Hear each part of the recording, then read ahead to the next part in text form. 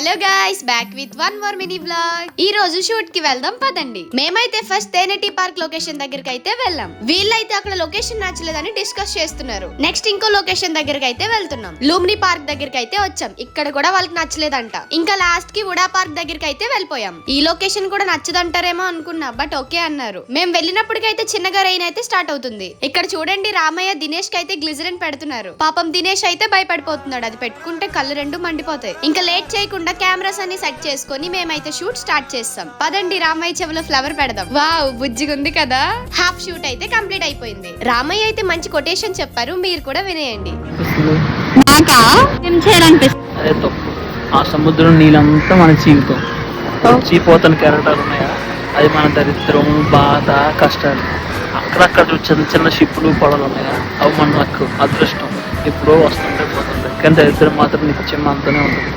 అదే మన life. Oh my God, ఎంత బాగా చెప్పు తెలుసా. Thank you.